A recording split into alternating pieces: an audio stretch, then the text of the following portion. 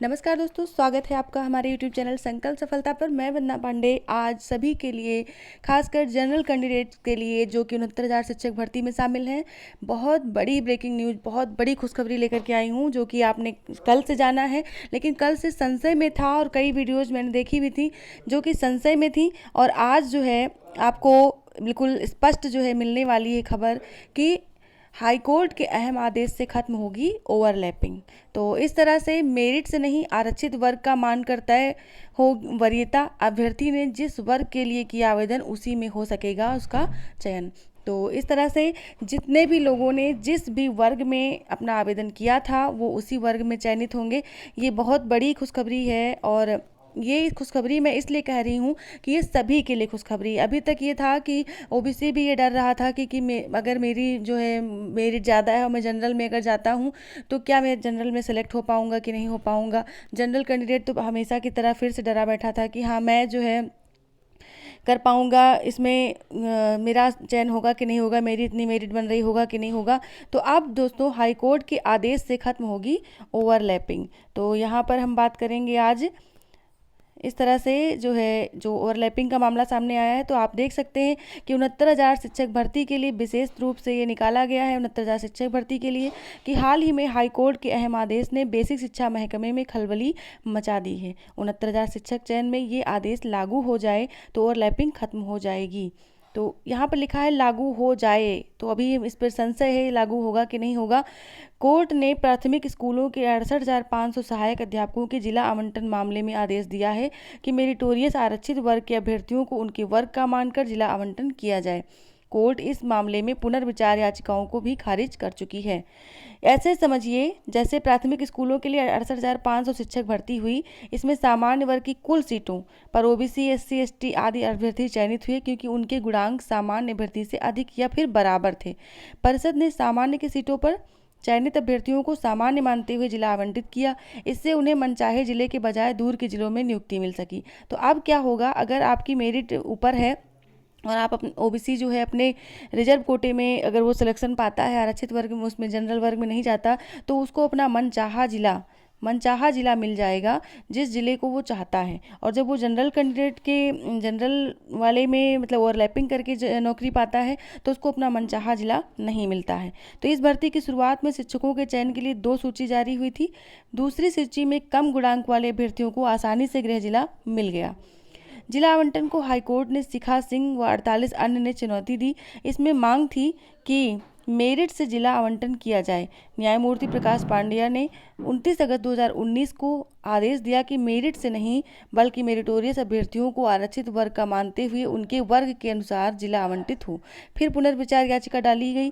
Court ने 14 मई को उसे भी ये कहते हुए खारिज कर दिया कि ऐसा न करने से सुप्रीम कोर्ट के आदेश का उल्लंघन होगा। तो इस तरह से सामान्य वर्ग की सीटों पर आरक्षित वर्ग के आने का रास्ता होगा बंद।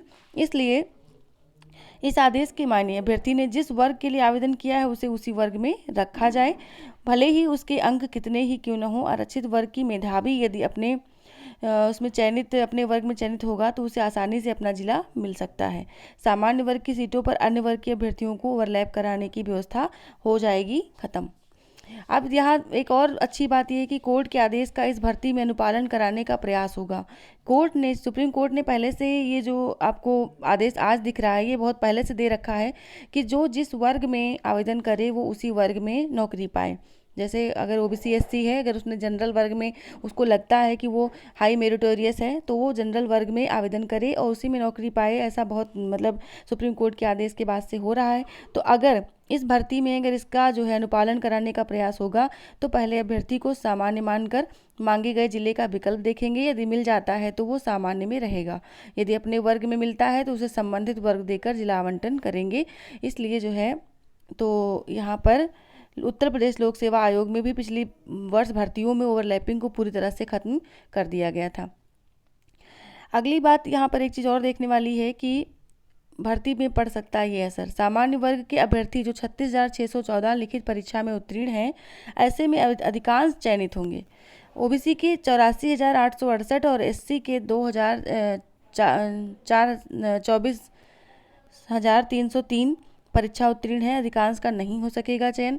तो ये यहाँ पर प्रभाव डालेगा और इसके बाद देखिए थोड़ी सी और एक न्यूज है कि वेबसाइट शुरू हो गई, 69,000 शिक्षक भर्ती के लिए आवेदन प्रक्रिया शुरू हो गई है। तो चंद घंटों में 250 लोगों ने जिलों के भर दिए हैं विकल्प। परिषदीय स्कूलों में 69,000 सहायक अध्यापक चयन के लिए वेबसाइट मंगलवार अपराह्न शुरू हो गई। चंद घंटों में ही लिखित परीक्षा में उत्तीर्ण रहे, मंगलवार नहीं सोमवार को ही शुरू हो गई, तो उत्तीर्ण रहे करीब 250 अभ्यर्थियों ने पंजीकरण कराने के बाद जिलों का विकल्प भर दिया है। परिषद ने इसके लिए भर्ती की लिखित परीक्षा का आवेदन पत्र मान्य किया है। उसमें दर्ज मूलभूत सूचनाओं को बदले बिना अभ्यर्थियों ने सभी 75 जिलों का विकल्प लिया जा रहा है। तो आप लोग घबराएं नहीं, शुरुआत से लेकर के आप जिस जिले को वरीयता क्रम में रखना चाहते हैं उस जिले को वरीयता क्रम में रखें और बाकी आप यूपी के सभी 75 जिलों को भर सकते हैं। तो बुधवार में इसमें तेजी आने की उम्मीद है। बेसिक शिक्षा परिषद के प्राथमिक स्कूलों में 69,000 शिक्षक भर्ती की लिखित परीक्षा का परिणाम 12 मई को जारी हुआ था। उसमें 1,46,060 अभ्यर्थी उत्तीर्ण हुए थे। तो अभी तक 250 ने फॉर्म भरे हैं। देखना है 26 तारीख की इसकी लास्ट डेट है, 26, तो 26 तक कितने लोग भरते हैं और उसके बाद एक अंदाज़ा लग जाएगा कि कितने लोग जो उत्तीर्ण हुए थे उसमें से कितने लोग बीटीसी वाले बाहर हुए या जो कि सीटेट के बेस पर आए थे, जो कि सीटेट का रिजल्ट बाद में आया था, वो लोग बाहर हुए। तो इस तरह से एक आंकड़ा निकल के सामने आएगा, तब मैं फिर से आपके सामने एक वीडियो के साथ उपस्थित होंगी 26 के बाद। और अभी अगली वीडियो में आप देख सकेंगे कि किस तरह से आप किस वरीयता क्रम में कौन से ज़िले को रखें। 75 जिलों के जो विकल्प हैं उनको किस वरीयता क्रम में कौन से ज़िले को रखें। तो इस वजह से आप अगला वीडियो ज़रूर देखें। मिलते हैं नेक्स्ट वीडियो में, तब तक के लिए नमस्कार। और इस खुशखबरी को मैं चाहूँगी कि आप लोगों को इसका लाभ मिले, सामान्य वर्ग की सीटों पर आरक्षित वर्ग के आने का रास्ता बंद हो जाए, जिससे कि सामान्य अभ्यर्थी जो हर बार बहुत ही हताश निराश परेशान होते हैं उनके लिए थोड़ा सा सुकून भरी सांस लेने का मौका मिले। तो नमस्कार सभी साथियों को और मिलते हैं नेक्स्ट वीडियो में। धन्यवाद।